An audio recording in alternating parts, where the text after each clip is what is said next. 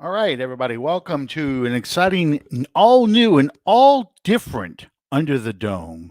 I'm your host, Alan Orick. My partner in crime, Sean Williams, had an emergency to go to, and he's going to join us shortly.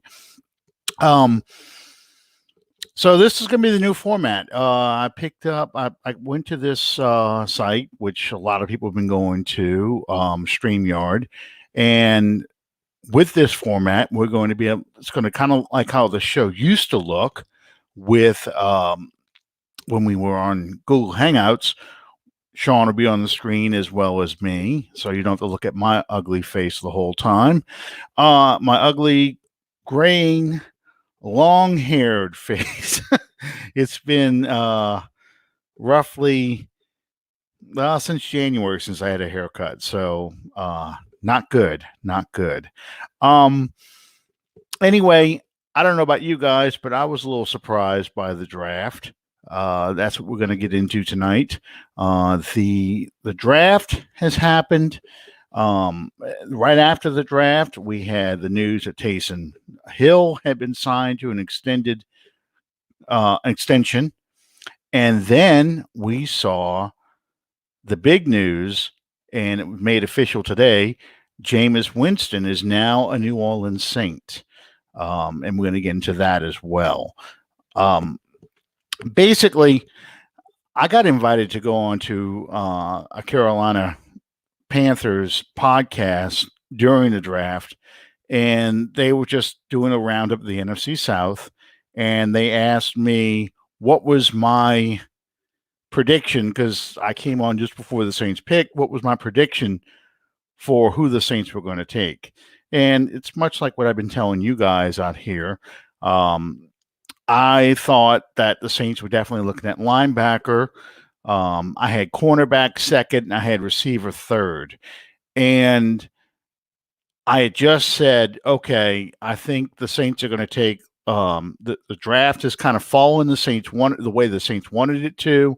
I told you guys last week, watch to see if there was a run on offensive linemen. Sure enough, there was. So a lot of receivers slid down the draft. I was a little disappointed the Saints weren't able to trade up, but we're going to get into that in a minute. The ability to trade up, I think, was really, really limited because a lot of teams liked where they were in the draft. So here we go.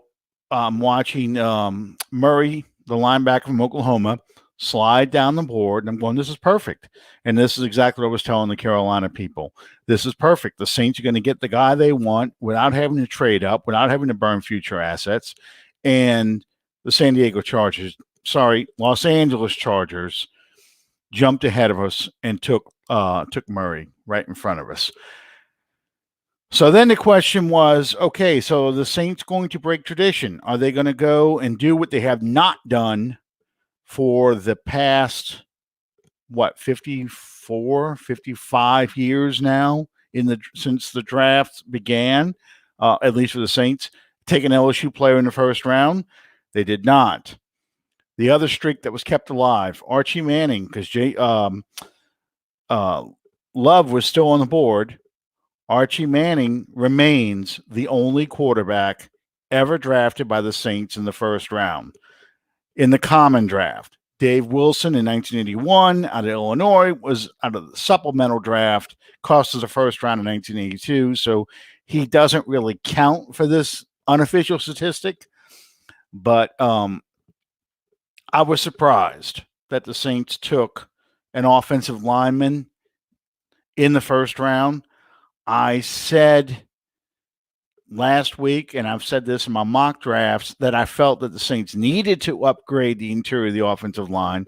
You clearly saw that when you were looking at that Vikings playoff game. They exploited the guards and the center. I also was explaining to somebody on Twitter beforehand that I thought that the weakness, as much as people go after Andres Pete, I think they miss the forest for focusing on this one tree.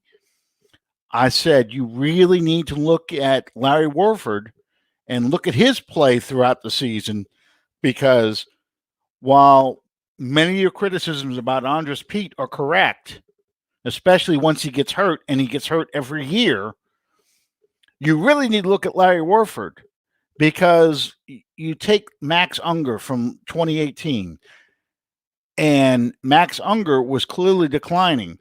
I saw some examples of that during the season. The first game that really, really popped out at me was the Dallas game, where Unger was being pushed right in the Braves' face on a bull rush.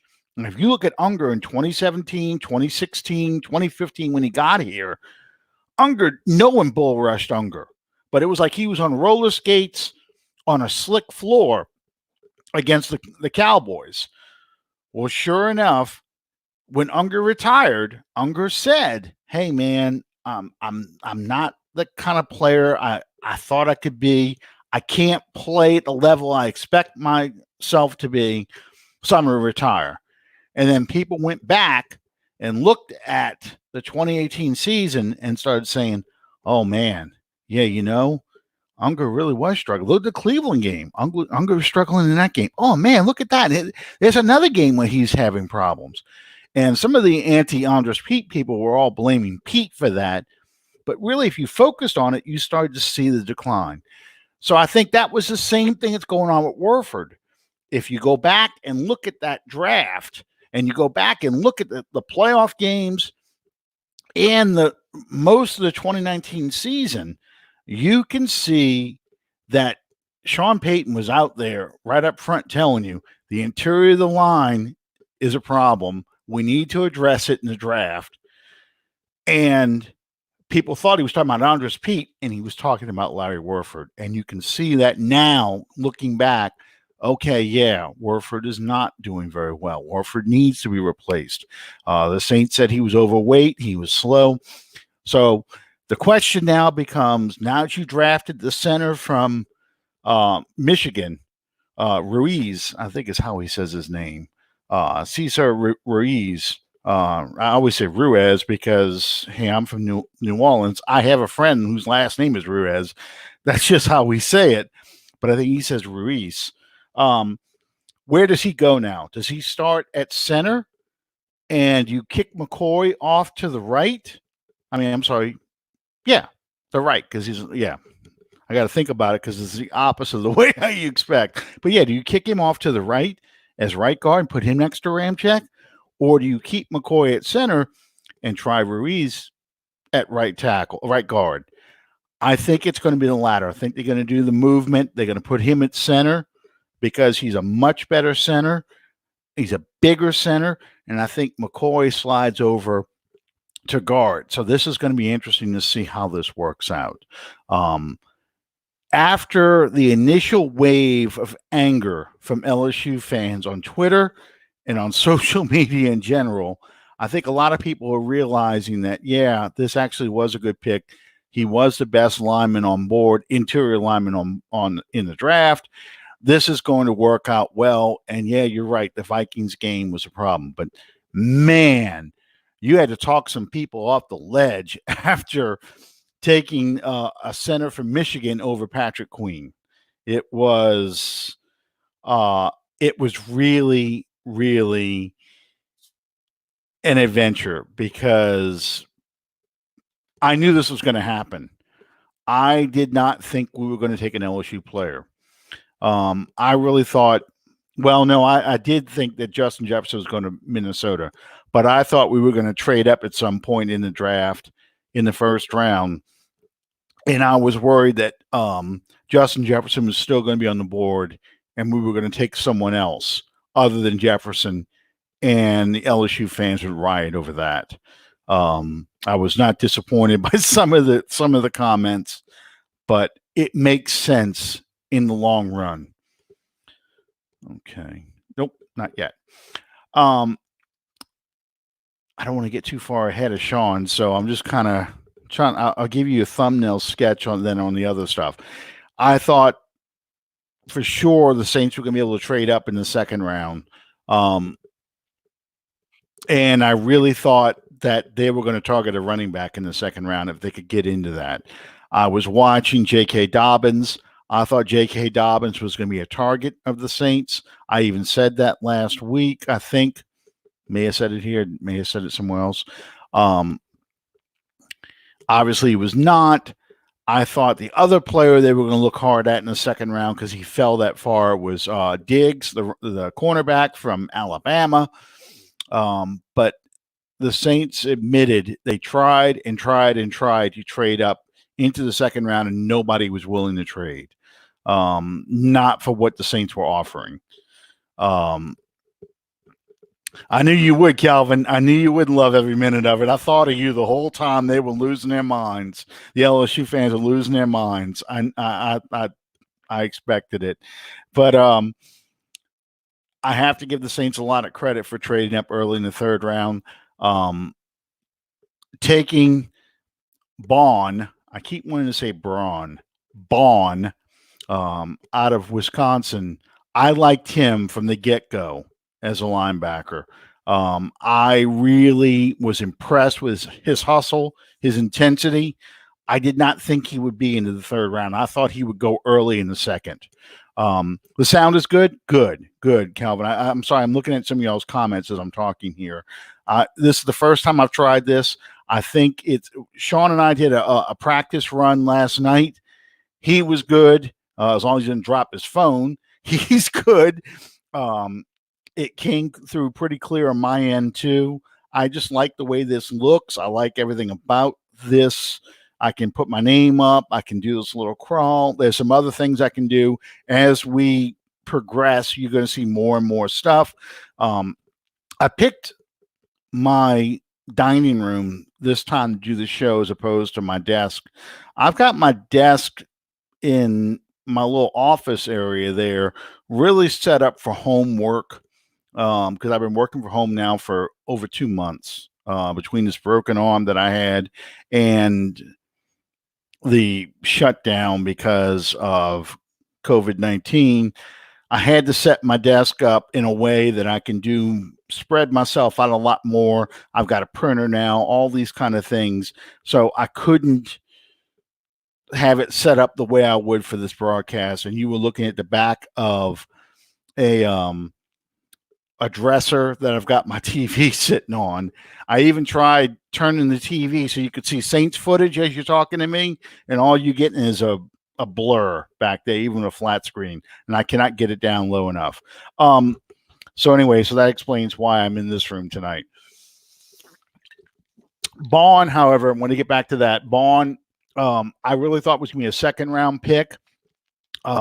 I was reading things that he was rated as high as maybe a low first-round pick. But again, because so many offensive linemen went off the board, so many receivers were in this draft, a lot of cornerbacks went off in the board too. I could see why he was sliding the way he was. And I was very happy to see Cleveland make the trade with us, and we were able to jump up to the top of the third and take him. I think he immediately is going to start as a strong side linebacker. I think Alex Anzalone will stay in the middle, with, of course, Demario Davis as the weak side. When they go to the big nickel defenses, when they have three safeties out there, I think you'll probably see in the beginning Anzalone and Davis out there. But if they start feeling comfortable about Baun, I think Baun will push Anzalone out, because I think Baun's probably going to be a better cover linebacker than Anzalone. That's how good this linebacker pick is. I think he just needs to become familiar with the defense, really understand what he's seeing out there. This is going to be an interesting offseason, because next week should be the first week of minicamp for the rookies. There's no minicamp. There's no OTAs. There's no full team minicamp this year. We don't even know if there's going to be a training camp, how training camp is going to be done. So this is really going to, okay, Sean, text message. I'm sorry, I will pick up my train of thought exactly where, resend the link. Invite. This only takes a second. That's what the other great thing about this. I'm really happy with this thing. Boom, done. Cool. That was loud in my ear. Okay. So going back to what I was saying before, with no off season, teaching and preparing rookies and new players to absorb this entire system is going to be very difficult. Even if they do it virtually, even if they do the classroom stuff, you still have to do the walkthroughs. You still have to actually walk through and see if you know what you're doing. And I think for a team like the Saints, who don't have a lot of people they need to put in as starters right away, it's not going to hurt them as badly. But this upcoming season, if the season starts the way it's supposed to in September, you're going to see these teams that have new coaches, even experienced coaches like the Washington Redskins and Ron Rivera. All these teams with a lot of new players really struggle to. Oh, come on, Sean.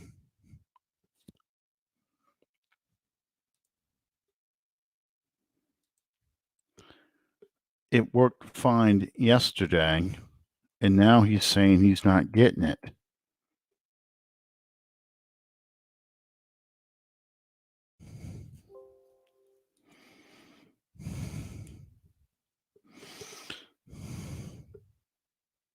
Sent it the same.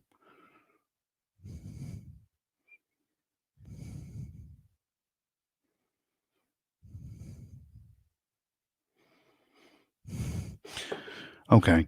I think these teams with new coaches and so forth are going to have a hard time getting these players up to speed and understanding the playbook. And you're going to see a lot of sloppy football.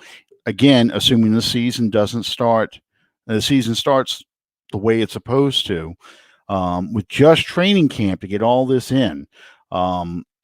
So that's why I don't have Bond penciled in as a starter week one. I think Bond coming in and getting the reps, actually practicing and doing the things, it's going to take him a little time to work his way in, but I do believe he will start by at least midseason, appearing in the big nickel defenses. I think he's going to start probably week 2 or 3, rotating with Kiko Alonso as Kiko recovers from his torn ACL. And the final pick, the tight end Trotman from Dayton, again, and Calvin, you'll appreciate this. The LSU fans went ballistic again that we traded up to take a tight end. We took the guy from Dayton instead of Thaddeus Moss from LSU. But if you look at every draft book, and here was mine, this was my Bible, Mike Detillier's draft report, he has, and I close this.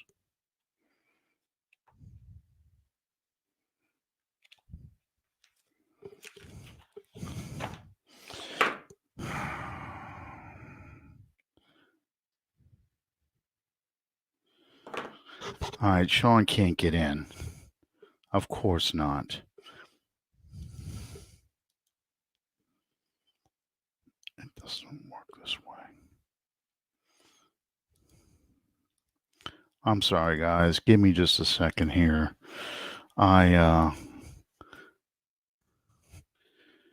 He's not checking his spam folder. I bet you that's where it is.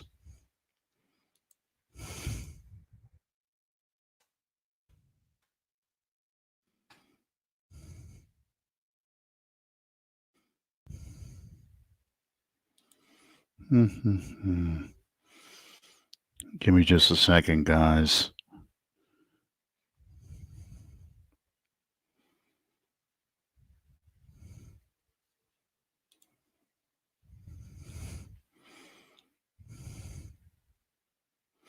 And I did see a question, Danny, about Jake Fromm, and I will address that because I thought at the rate he was going to be an undrafted free agent. I was come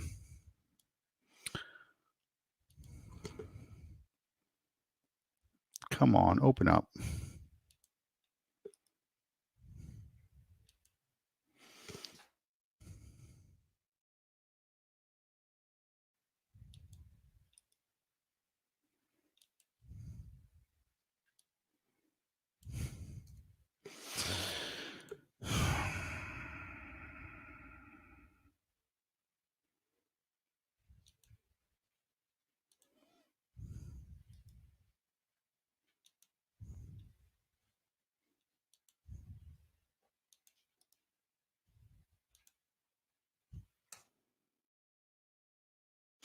All right, let's see if that'll work.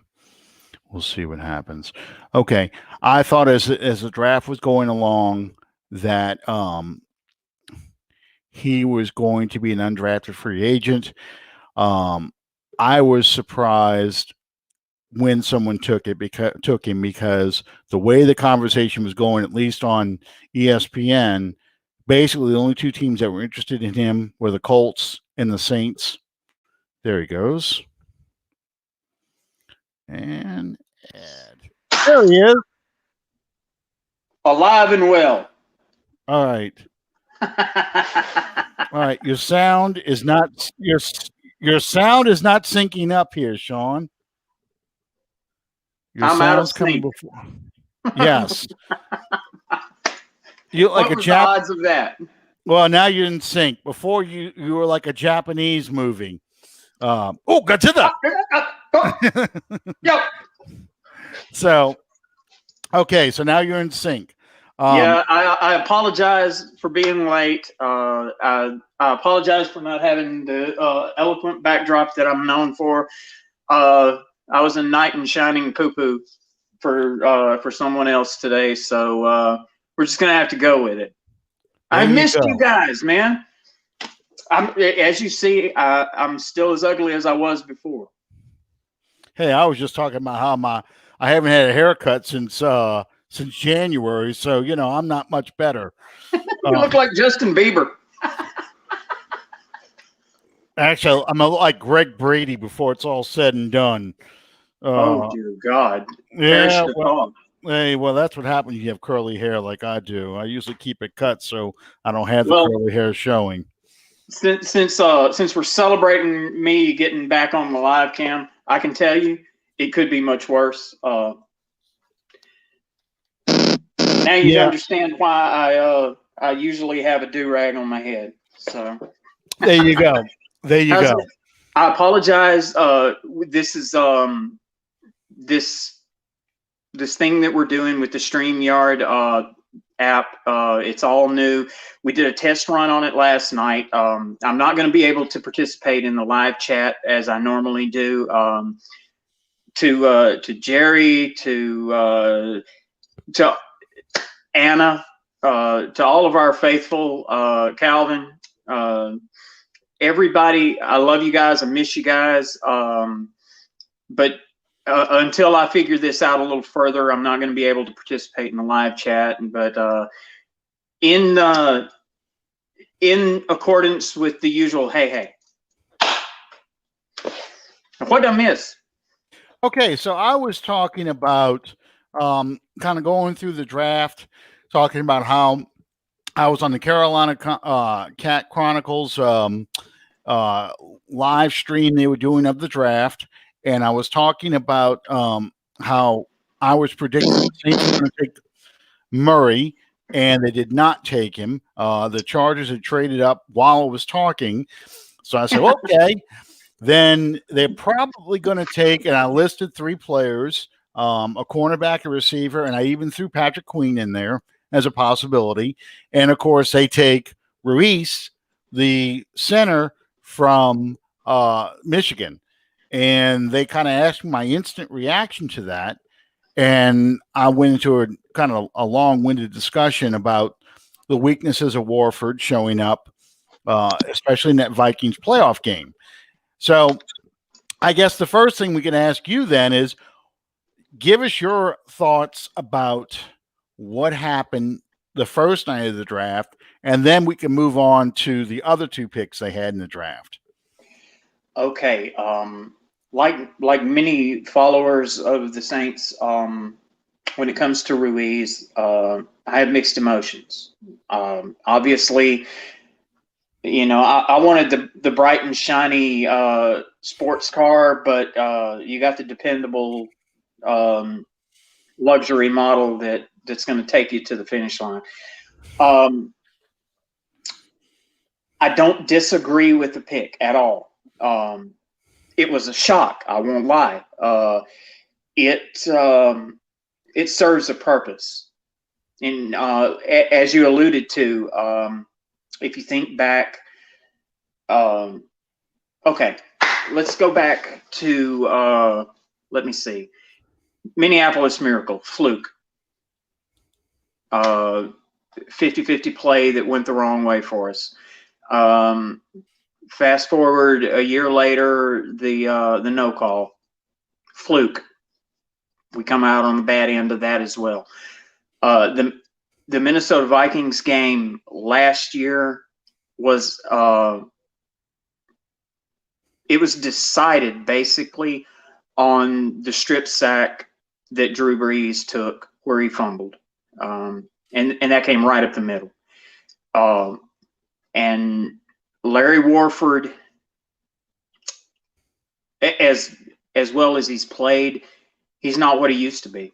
I mean, let's call it what it is. I don't.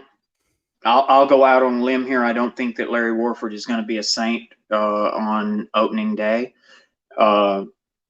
That's not to diminish his contributions to this team, but and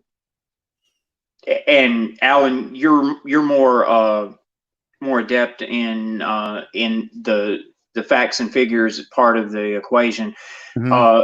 I believe that we save in the neighborhood of what, 8 to 10 mil on against the salary cap if we cut Warford before training camp. If he's designated a June 1st cut, I believe. The issue is really, can you afford to cut him, number one? And number two, do you try and trade him instead to someone else? He was available on draft day for a trade. They tried to dangle him out there to get that second round pick. Excuse me.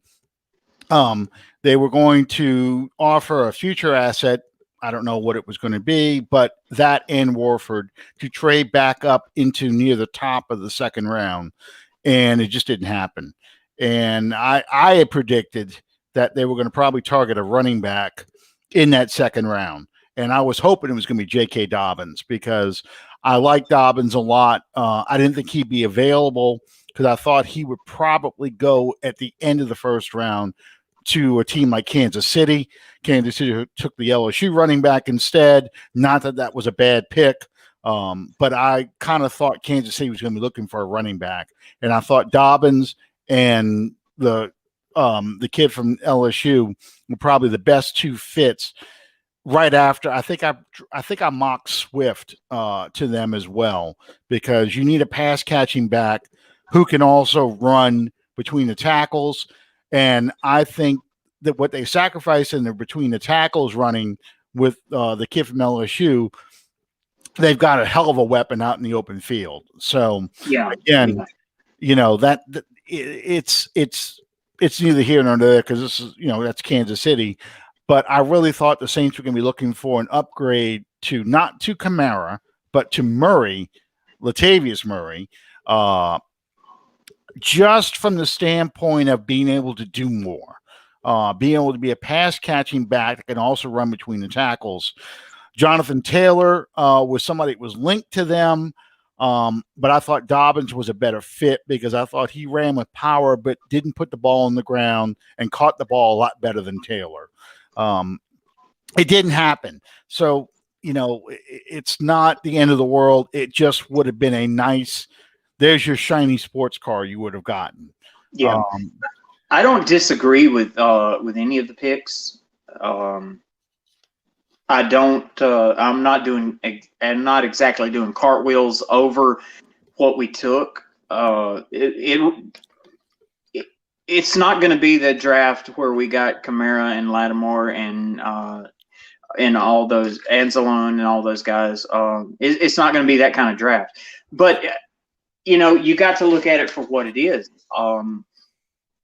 This team, from top to bottom, and I don't say this as my opinion. I say this because this is what I've heard from the talking heads on sports radio and everything.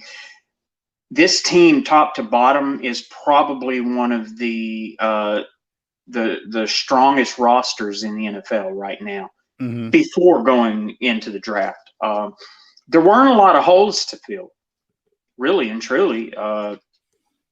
There were a few specific needs, and I know it's probably the easy thing to say, but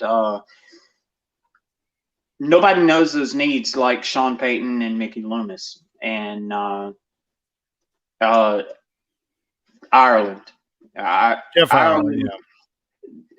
This team has never drafted the way that it has with Ireland in charge of it.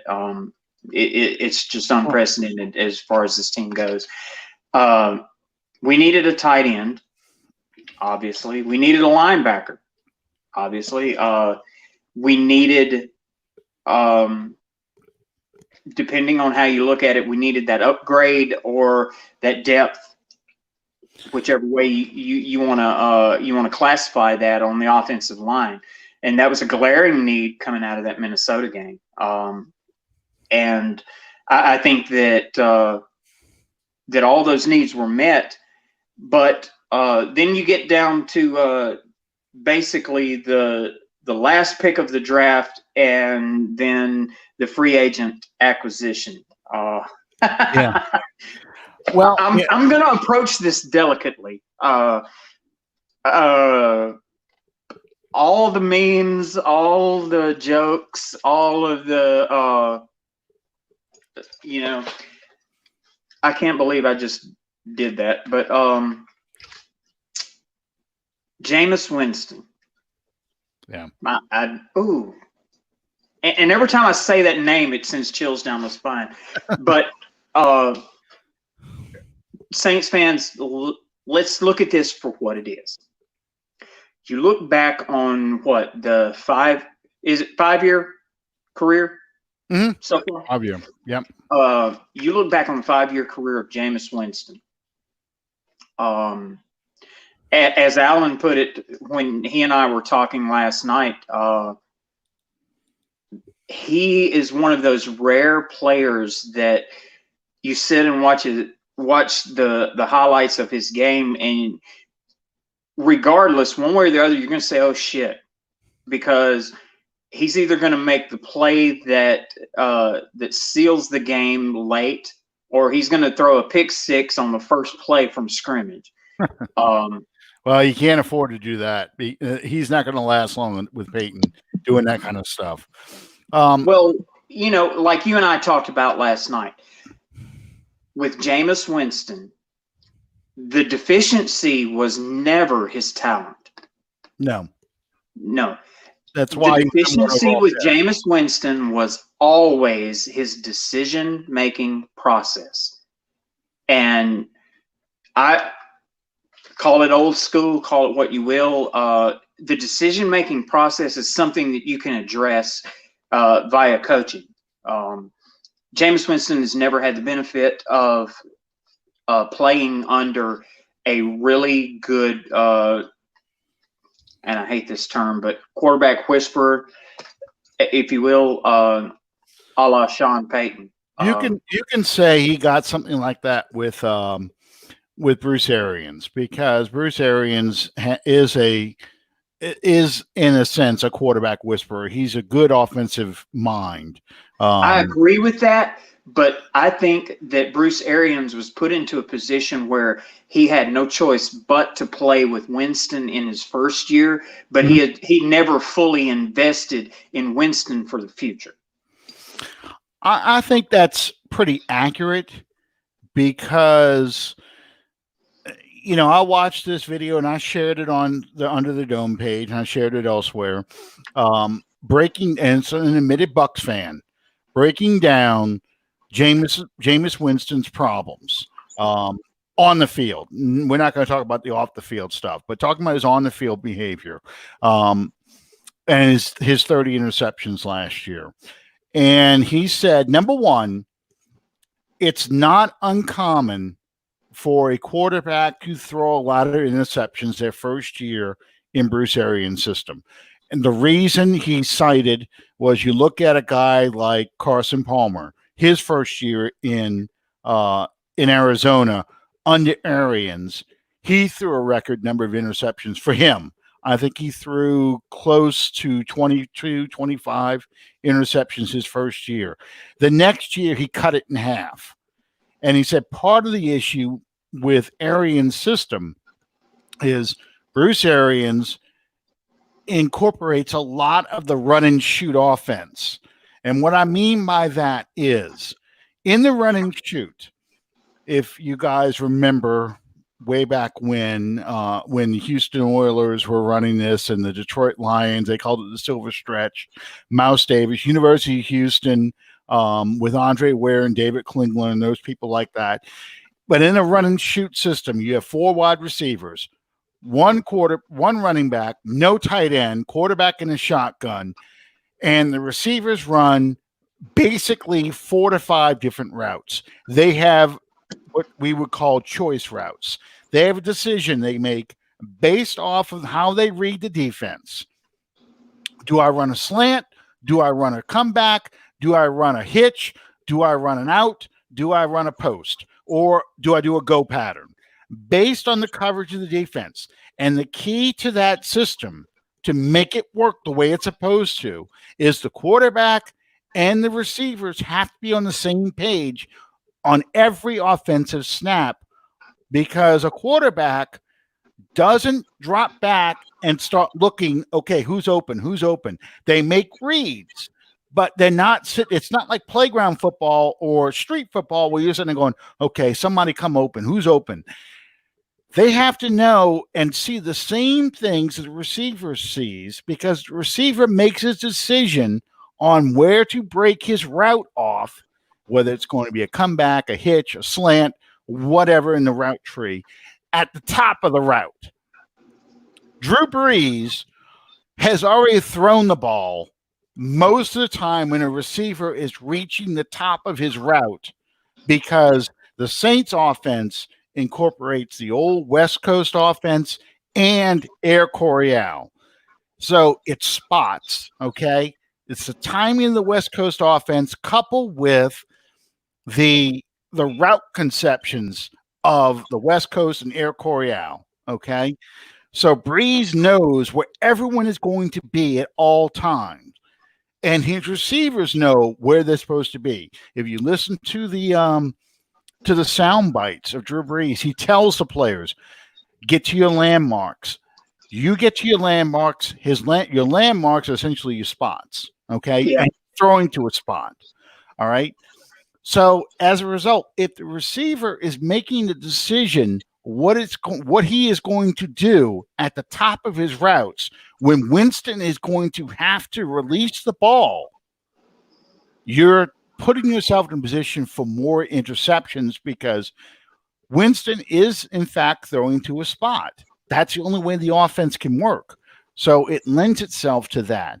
So, I can accept the argument that, hey, say 10 to 12 of those interceptions he threw are really a breakdown in communication between Winston and his receivers. I can accept the argument. Sure.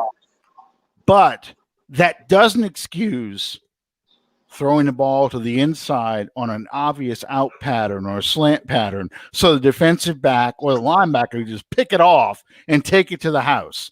That's bad ball placement. That's the kind of shit that you would do, your first snap in high school football, throwing the ball out like that. That's inexcusable. Or not seeing a linebacker consistently over the middle, and you throw it to the same linebacker 2 times in a game, which he did do in the middle. And hey, if we have to look for something to believe in, he did have LASIK surgery before we signed him. So yeah, that just means he won't be any good at night games. You'll see everybody with a halo. But anyway, I've talked extensively with our friend of the show, Gene from Buck What You Heard podcast, who follows the Buccaneers religiously, would be an understatement. And he is adamant that this is a very good move for the Saints. If Jameis can be coached, he's coming to the right place. Yeah. And I saw an update on my phone earlier on the way trying to get back home. Jameis is right now, he's doing all the right things as far as what he's saying and how he's approaching this, because he made the comment. I'm going to get this wrong. Please forgive me, but he basically he alluded to the fact that he just enrolled in quarterback Harvard, which it's funny, but well, at the risk of sounding like Master Yoda, he's got to unlearn what he has learned. He does. I mean, I said this on somebody's post about it. Look, I think it's a good move from the standpoint of it's a test drive. You get just like what happened with Teddy Bridgewater. You have a veteran, a guy who's taken 70 snaps, okay, in the NFL as a starter. So you got a guy who can come in and start for you if we have another thumb injury or something worse with Drew Brees.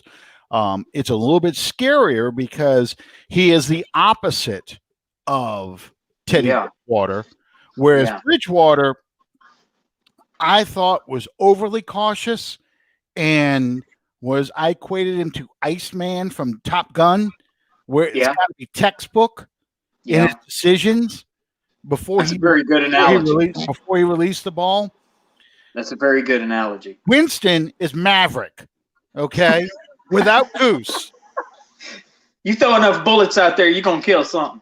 That he is, he's gonna do the inverted, with the MiG coming down. Goose gave him the symbol, but that's it. He would make the aggressive move. He's overly aggressive, and that's the habit you need to break out of Winston, because I don't think it's so much. I don't think it's so much. It's something that you have to break. It's something that you have to form. You have to deal with. You have to kind of get it directed towards being productive. There's nothing wrong with being aggressive, but you've got to learn how to use that aggressiveness towards being successful in what you do. And I think that the coaching aspect of it, with all due respect to Bruce Arians, he's not Sean Payton. Well, he has to tone the aggressive down. He doesn't have to be the superhero in every play, and every play doesn't have to make the big play. You've got to but he does have to learn to make better reads and better decisions out there. And I think that the number one thing, again, using the test driving and analogy, with Winston being a test drive, you get him for a year. You get him in your locker room for a year. See how he interacts with his teammates. We've never heard of Winston being a locker room problem, but you get to see how he interacts with his teammates.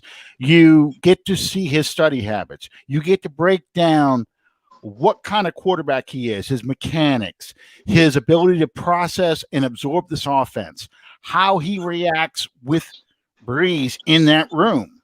Does he sit down and shut up, or does he try and, be the expert to Brees, which is suicide, but, that's like playing playing an intelligence battle with Einstein and Yoda. yeah, in the same room. I mean, just Rob and Hawking, Stephen Hawking's in the same room. You just don't do that. I sat and I watched the show Hard Knocks. Mm-hmm. I watched it the year that they covered Tampa Bay, and the issue with Winston was never his ability. No. The issue with Winston was never his desire to succeed. The issue with Winston, strictly my opinion, the issue with Winston was the fact that he was let her rip and let's see what happens. And like I said, bottom line, the aggressiveness can be coached. I do believe that. And you don't want to take it away from him, but you also need to learn when to be aggressive and when not to be. Sure. And then there's it always comes back to the old adage. Whoops. The old adage. My glasses fell. I thought it was a cassette tape. That's what it sounded like. I don't own any cassettes anymore. The old adage about what's the best backup quarterback that you can ever have? Yeah. The one that never gets on the field. Right. And that brings me to the other point with the arrival of Winston. You now can continue to use Taysom Hill the way you've been using him as a receiver, tight end, fullback, running back, kick returner, gunner, trucker of safeties.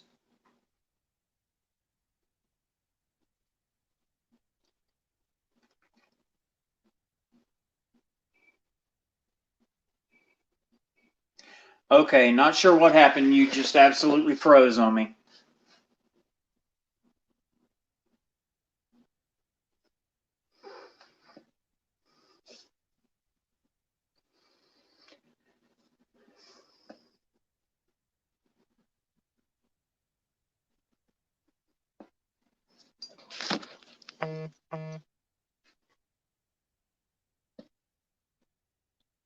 Okay, well, Alan just sent me a message that said he lost power. I don't know if I'm still projecting out, but as it's, we'll wait for Alan to rejoin this. What I can say is there was a lot of conjecture towards the drafting of the Mississippi State quarterback. I can't remember his name. But basically what you're looking at with him is a Taysom Hill clone. You're looking at having two Swiss Army knives in the cupboard to use. I don't think that he's going to vie for the backup role. I don't think that he's going to be any threat. And I hate to use the word threat, but his making this team is going to be more of being an athlete than it is being a position player, if that makes any sense. But we'll see. Anything beyond the second or third round is generally considered to be a project player anyway. So, we'll see how that works out and pans out. Man, I wish that I could participate in the live chat. I miss talking to you guys. I have missed you guys looking at me. I could have shaved or something. I don't know. There's a lot of depth to being seen. But I want until Alan gets back, I want to tell you guys, you have absolutely helped sustain me through this really, really hard time. It's not been easy for anyone. It's been difficult for everyone, and I hope that everyone is able to be able to overcome this and to survive this. Obviously, I want you guys to know that I say a prayer each and every day for all of my Under the Dome family.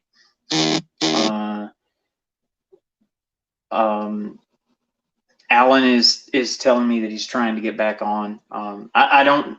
Again, I don't know if I'm coming out. The live timer in the corner of the screen up here says that I'm still going, so I'm just gonna roll with it.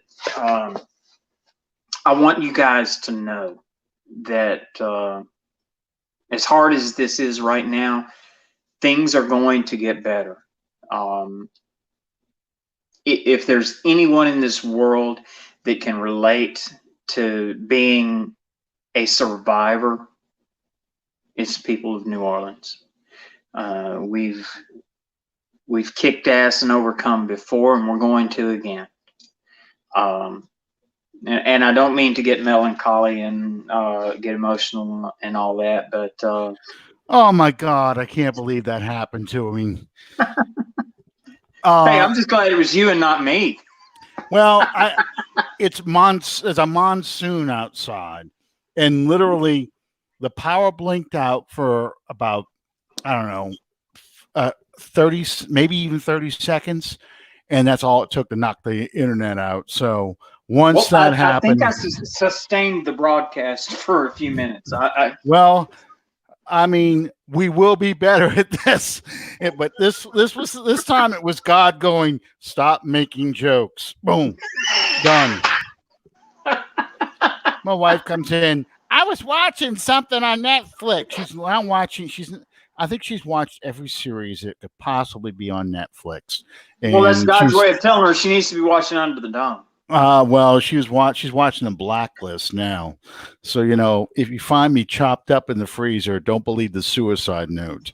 James Spader's a hell of an actor, though.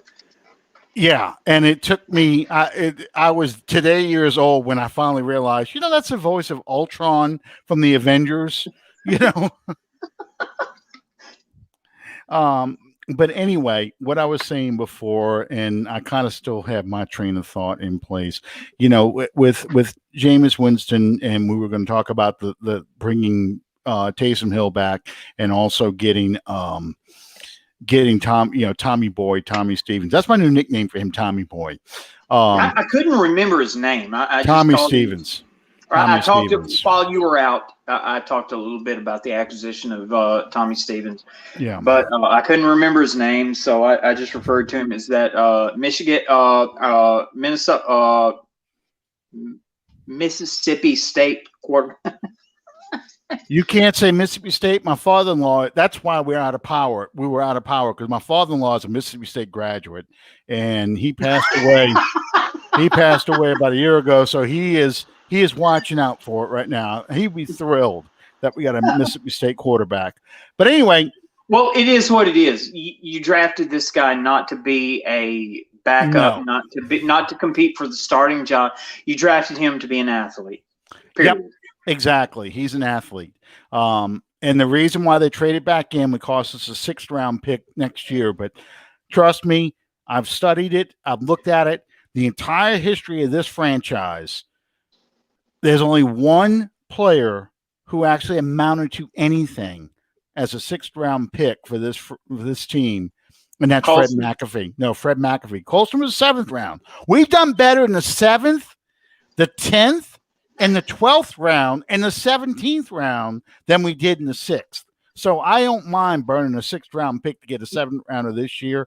And I think the only reason, in fact, they said this, the only reason why they took him in the 7th and traded back in to get him is because they felt other teams were looking at him. He was getting calls from other teams, and they wanted to make sure and get him because he is an athlete, and they want to see what they can do with him. It's a flyer. And he was... I mean, I don't know quite how to say this, The scope of the game has changed. What the Saints have been able to accomplish with a player like Taysom Hill, Mhm. it changes the landscape for a lot of guys, because if you look at the general resumes of guys that are coming out of college as accomplished college quarterbacks, it fits more to the Taysom Hill role than it fits to the Drew Brees model. Yeah, exactly. You're looking to get the biggest bang for your buck, so to speak. And I really believe that you're just wanting to have another weapon. It's about that. It's about what can we do with this guy. He's not. He is not going to be a quarterback of the future. He is not going. Probably won't even be a quarterback. It's so funny.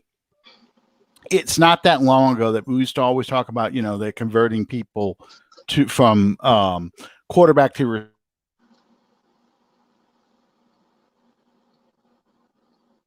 Okay, you froze on me again. The gods of Mississippi State have struck again.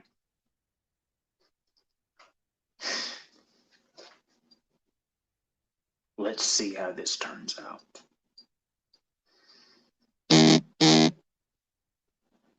Okay, well, Alan just said that the power went out again. We will wait for his return. But yeah, when it comes to Tommy Stevens, you're not drafting the quarterback of the future. You're not looking for the heir apparent of Drew Brees. You're looking for a playmaker, much in the same role with New Orleans Saints fans that you can relate to. You're looking for a playmaker along the same lines as a Taysom Hill, which I'm not saying that he's going to be the next Taysom Hill by any means. Taysom, and I want to say congratulations to Taysom Hill for getting the deal that he said.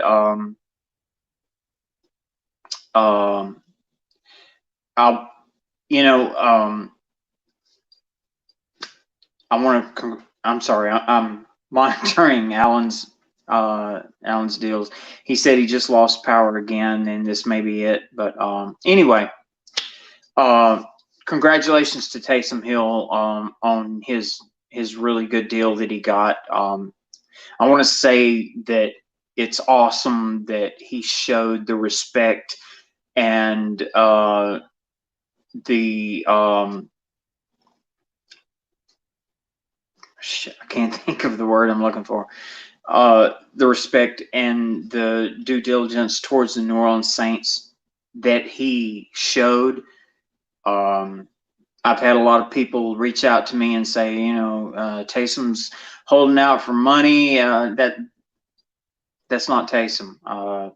Taysom wants to be a Saint, and as long as Sean Payton is in New Orleans, Taysom Hill will always be a New Orleans Saint. You can believe that. Congratulations to him on the deal that he got. He's more than earned it. Absolutely, undeniably. Okay. Wow. It's been so long since I've been it's been so long since I've been able to look at my monitor and actually see my face. I hope I didn't scare any small children tonight. But thank you guys so much for joining us. I teased on Facebook that we had a huge surprise for you, and then I was late to the party. I love you guys from the very bottom of my heart. I love my Under the Dome people: Jerry Poor, Anna Millette, Chad Parfait, Calvin. You guys get me through rough spots, whether you realize it or not. And you can follow us on iTunes and on YouTube and on New Orleans Saints Network. I hope you guys are all surviving and thriving. And I hope that we come out of this kicking ass and taking names all the way to the Super Bowl, baby. Love you guys. I guess that I'm going to sign off for us now. Hopefully we won't have to wait too long for a real football season. Seems like things are beginning to get back to normal. I'm supposed to report for duty at 9 a.m. on Saturday. Hopefully. But, you know, we're going to do what we have to do. We're going to survive this because we're Hoodats. This is what we do. We don't buckle. We don't break. We're badasses. We're going to get there. And to the very special one, love you. Hope you guys join us again next week. Thank you.